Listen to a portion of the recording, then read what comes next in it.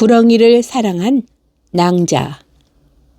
고려 초엽 평양성 남문 밖에는 성 안팎을 가리지 않고 쩡쩡 울리는 큰 부자 김자수가 살고 있었다.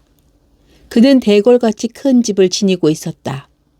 그런데 이 집안에는 사치스럽도록 크고 깊은 연못이 하나 있었다. 연못과 개구리들의 울음소리가 무척 처량하게 느껴지는 어느 날 밤, 솔나무 사이로 훤한 달님이 집안을 내려다보고 있었다. 얼굴 곱고 마음씨 고운 데다가 시문까지 뛰어난 김자수의 딸 초생 낭자는 오늘도 책장에 눈을 주고 있었다. 창문으로 스며들어 책장을 비추는 부드러운 달빛이 너무나 아름다워 참다 못해 책장을 덮고 뜰하게 내려선 초생 낭자는 달덩이가 담긴 연못으로 가까이 다가섰다. 아, 이처럼 아름다운 달빛이여. 달이 흘려보낸 은가루를 받아 담고 넘실거리는 연못이여. 아, 이렇게 아름다운 달밤이었만. 준수한 도령이라도 나타나준다면 이 아름다운 밤을 지새우며 글을 짓고 얘기할 텐데. 가볍게 내뱉는 낭자의 말이 끝나자 연못에서 울어대던 개구리들이 울음소리가 뚝 그쳤다. 아니, 개구리의 울음이 왜 갑자기 멎었을까? 의아로운 마음으로 눈빛을 굴리고 있던 낭자는 어디선지 자기를 부르는 목소리가 들려오는 것 같았다.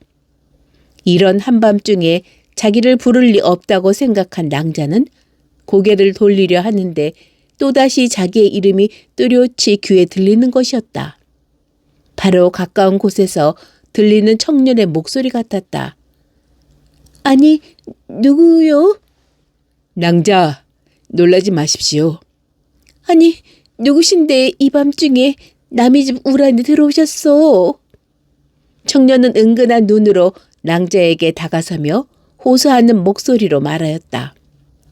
낭자, 부끄러운 말씀이오나 이 몸은 오랫동안 낭자를 사모하여 왔습니다. 오늘 같은 달밝은 밤은 견디기 어려워 이렇게 예의를 잊은 채 찾아왔사옵니다. 바라건대 이 밤을 읊으며 낭자와 함께 있고 싶사옵니다. 낭자는 조심스레 그 청년을 살펴보았다. 화려한 모습이었다. 금빛 관을 쓰고 청색 도포를 걸친 몸매는 믿음직했으며 얼굴에 단정한 이목구비는 낭자의 마음을 끌기에 좋겠다. 소녀 글읽기 좋아하고 시집기를 즐겨옵니다만 도령께서는 뉘댁 도령이신지요? 도령은 난처한 표정이 되어 대답을 못하고 한숨만 몰아쉬었다. 한숨을 쉬시는데 웬일이신가요? 낭자, 그것만은 묻지 말아줘. 다만 지금껏 낭자를 사모해왔던 외로운 한 청년으로만 알고 계셔주오. 하오나. 낭자, 정말 부탁이오. 아무도 모르는 이 밤을 다만 낭자와 함께 글을 읽으며 이 밤을 머물도록 허락만 하신다면. 그러하오나 우리 집은. 알고 있사옵니다. 이 댁은 김자수 댁, 낭자는 김자수의 따님. 하오나 이 몸은 멀리서 누가 오더라도 귀가 밝아 알아챌 수 있는 사람이오니 낭자, 이 몸과 함께 이 밤을 즐기십시다. 아, 소녀 역시 그렇게 하고 싶사오나. 이렇게 말하는 낭자의 가슴 속엔 도령에 대한 관심과 기대가 부풀어 오르고 있었다. 완고한 집안 사정만 아니라면 당장이라도 도령과 어울려 며칠이고 몇 달이고 얘기하고 싶었다. 도령은 더욱 간절히 애원하는 투로서 낭자의 가슴을 흔들었다. 낭자, 제발 염려 마시고 이 몸은 귀밝은 사람이오니 자 낭자, 어서 이 몸을 데려가 주시오. 낭자의 방으로, 낭자. 아무도 접근하지 못할 규중 심처 엄한 양갓집 규방에 들어선 도령은 한껏 황홀한 기분이었다. 그런데 이상한 일은 도령이 방으로 들어서자 연못 안의 개구리들은 또다시 개굴개굴 거리며 울어대기 시작했다. 성화는 죽은 듯 고요했는데 초여름밤의 달빛은 휘영청 잠든 세상을 밝히고 있었다. 밤이 깊은 줄 모르고 달빛만이 외로운 밤속에서 글을 읽던 두 남녀는 하염없는 달콤한 속삭임으로 들어가곤 했다. 이렇게 밤은 깊어가서 중천의 달이 기우뚱 서쪽 하늘로 기울고 동쪽 하늘엔 희뿌연 새벽이 밝으려고 하였다. 먼동이 트기 시작하자 평양성의 종각에선 우람진 종소리가 울렸다. 이 소리는 남문을 넘어 김자수댁 초색 낭자의 깊은 규방에까지 울려 퍼졌다. 아니, 도령님, 갑자기 웬일로 일어나시죠? 종소리를 듣자 도포를 입으며 일어서는 도령을 보고 낭자는 섭섭한 마음으로 물었으나 도령은 초조해지는 얼굴을 감출 길 없이 이젠 가봐야 합니다.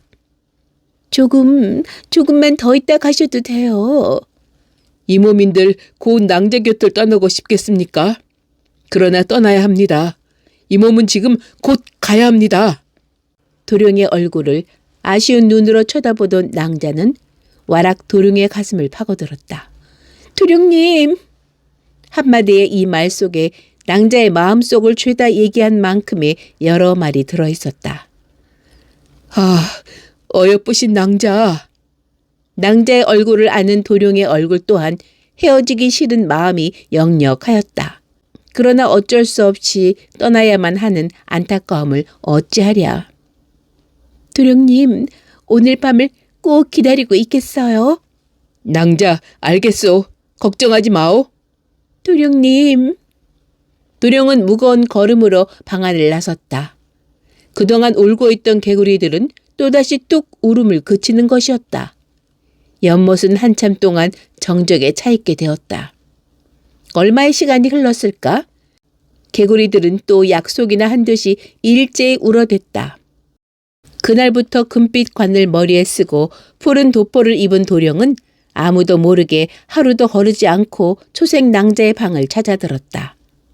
낭자의 아름다움에 현혹된 도령과 이름도 성도 모르는 도령의 준수함과 글재주에 매혹당한 초색 낭자는 매일 밤 꿈같은 시간을 속삭이며 보냈다. 이렇게 낭자와 도령의 사랑은 무르익어 갔으나 한 가지 이상한 사실은 첫날이나 그 훗날이나 밝혀지질 않은 채 새벽종이 울리기만 하면 도령은 황급히 옷을 입고 돌아갔다. 초색 낭자는 궁금증을 이기다 못하여 도령님, 왜 저 종소리만 들려오면 귀를 막으시고 가시려는 거예요? 종소리가 그리도 싫으십니까? 낭자의 표정을 살피던 도령은 당황하며 아니, 그럴 리가 있겠소. 가야 할 시간이 되어 일어나는 것뿐이요. 낭자, 별달리 생각 마시고 오늘 밤에 또 만나기로 합시다. 하지만 참으로 이상하옵니다. 도령은 자꾸만 흐르는 시간이 초조해져서 거의 신음소리를 했다. 이상하다고요? 무엇이 이상하다는 거지요? 안절부절 어쩔 줄 모르고 서성대는 도령이 딱하다고 생각되자 낭자는 도령을 달래듯 도련님, 제가 듣기 싫은 소리로 도련님을 괴롭혀 드렸나 봐요. 소녀는 다만 도련님과 잠시나마 더 있고 싶은 생각에서 한 소리였는데. 낭자의 잘못은 없어. 자, 낭자, 그럼 이 몸은 그만 가보겠소? 도련님. 낭자. 황급히 나가는 도령을 보고 혼자 남은 낭자는 연희 때와 마찬가지로 허전하고 쓸쓸했다. 아무리 생각해도 이상한 일이었다. 종소리가 무엇이길래 그 소리만 나면 그렇게 초조해 하실까? 종소리에 놀래 황급히 일어서시는 도령은 대체 어떤 인물일까? 초색 낭자는 이 궁금증을 풀 길이 없었다. 밤이면 만나는 도령이었으나 시간이 갈수록 초조해지는 것이었다. 처음엔 양갓집 교수가 밤중에 이를 모를 도령과 만난다는 소문이 퍼질까봐 두려워하였으나 이젠 새벽마다 어김없이 울려오는 종소리가 더 무서워졌다. 그러다 초색 낭자는 한 가지 꾀를 생각해내었다. 어느 날 낭자는 몸종에게 폐물을 내주며 종지기를 찾아가서 하룻밤만 종을 치지 말도록 하라고 일렀다. 당부했던 그날이 왔다. 밤이 깊자 소리를 높여 울던 개구리들의 울음소리가 그치더니 도룡이 나타났다. 낭자는 여느 때처럼 도룡을 반갑게 맞아들여 자리를 편 후 달콤한 속삭임으로 들어갔다. 황홀해진 도룡은 낭자, 언제까지나 이 몸은 낭자 곁에만 있고 싶소. 그러나 도룡님, 소녀도 그러고 싶사옵니다. 언제까지나 도룡님 곁에만 있고 싶사와요. 그래서 낭자의 말에서 이상한 예감을 받은 도룡은 갑자기 긴장이 되어 그래서 무슨? 아무 일도 아니와요, 도룡님. 종지기에게 종을 치지 말라고 당부해둔 그날 밤은 점점 깊어갔다. 이렇게 새벽은 다가와서 보통 날이면 치던 종소리는 울리지 않고 밖은 훤히 밝아왔다. 영창이 밝아오자 도룡은 초조와 불안으로 어쩔 줄 몰라 했다. 신음소리를 내며 안절부절 못하는 도룡을 보자 초생 낭자는 정말 이상한 생각이 들었다. 도룡님, 갑자기 왜 그러시온지요? 낭자, 어서 내 관과 도포를 낭자! 여기 있어와요, 도룡님. 푸른 도포를 걸치다 말고 도룡은 그 자리에 주저앉으며 이상한 신음소리를 뱉더니 이윽고 길게 늘어져 방바닥에 쓰러지고 말았다. 초생 낭자는 도룡의 변하는 모습을 보자 외마디 비명을 지르고 쓰러지고 말았다. 낭자는 그만 기절하고 말았다. 아침 햇살이 방 안으로 들어오자 푸른 도포의 모습은 시퍼런 뱀 가죽으로 변했고 금빛으로 빛나던 관은 구렁이의 푸른 머리로 변했다. 도룡의 정체는 바로 청구렁이였던 것이다. 실신하여 넘어진 초생 낭자를 슬픈 눈으로 보고 있던 청구렁이는 천천히 몸을 놀려 개구리가 놀고 있던 연못 쪽으로 사라졌다.